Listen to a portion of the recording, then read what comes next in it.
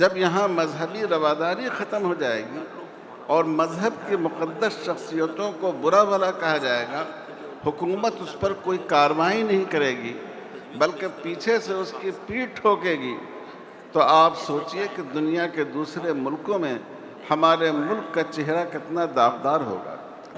کہ حکومت کو اس سلسلے میں سخت قدم اٹھانا چاہیے۔ ابھی ہمارے بعض بزرگوں نے رسول اللہ صلی اللہ علیہ وسلم کی جو بعض خبیث اور بدطینت لوگوں نے اہانت کی ہے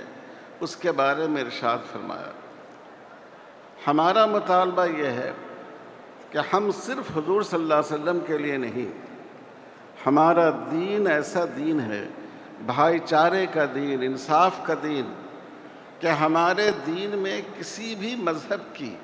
مقدس شخصیتوں کو برا بھلا کہنے سے منع کیا گیا ہے۔ ہم دیویوں دیوتاؤں کی پوجا نہیں کرتے اور کر ہی نہیں سکتے ہیں، لیکن قرآن مجید نے کہا کہ جو ہمارے غیر مسلم بھائی،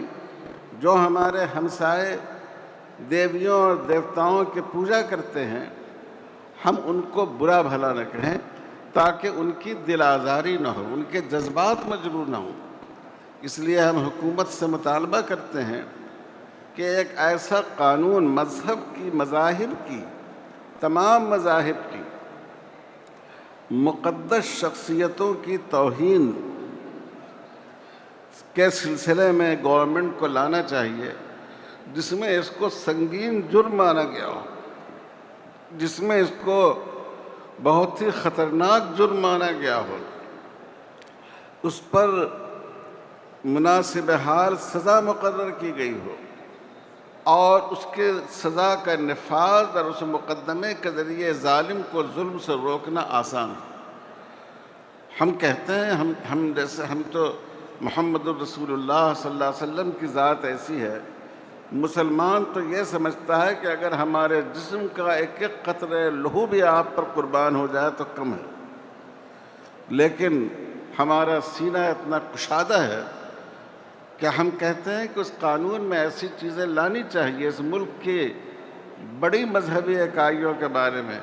ہندو مذہب کی مقدس شخصیات، مسلمانوں کی، سکھوں کی، عیسائیوں کی، کہ اگر کوئی آدمی اس کی اہانت کرے گا تو اس کو ایک سخت سزا دی جائے گی، اور وہ مقدمہ ایک مختصر مدت متعین کی جائے کہ 1 مہینے میں، 2 مہینے میں فاسٹ ٹریک عدالت کے ذریعے اس کو فیصل کیا جائے تاکہ لوگوں کے جذبات مجروح نہ ہو۔ ایک انسان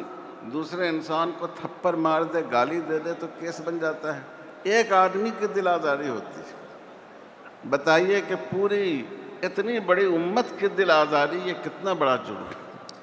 اور پھر اس سے ملک کے باہر اس ملک کی کیا شبیہ بنے گی۔ ہندوستان کی جو خصوصیت ہے اور جو خوبی ہے وہ سیکولرزم ہے، مذہبی رواداری ہے۔ جب یہاں مذہبی رواداری ختم ہو جائے گی اور مذہب کی مقدس شخصیتوں کو برا بھلا کہا جائے گا، حکومت اس پر کوئی کارروائی نہیں کرے گی بلکہ پیچھے سے اس کی پیٹھ ٹھوکے گی، تو آپ سوچئے کہ دنیا کے دوسرے ملکوں میں ہمارے ملک کا چہرہ کتنا داغدار ہوگا۔ اس لیے ہم صرف ایک اپنے دین سے محبت رکھنے والے مسلمان ہی کی حیثیت سے نہیں، بلکہ اس ملک سے محبت رکھنے والے ایک بھارتی شہری کی حیثیت سے بھی مطالبہ کرتے ہیں کہ حکومت کو اس سلسلے میں سخت قدم اٹھانا چاہیے۔ میں بہت شکر گزار ہوں جمعیت علماء ہند کا کہ اتنے بڑے مجمع اور اتنے اہم پروگرام میں مجھے شرکت کی دعوت دی گئی۔ وآخر دعوانا ان الحمد للہ رب العالمین۔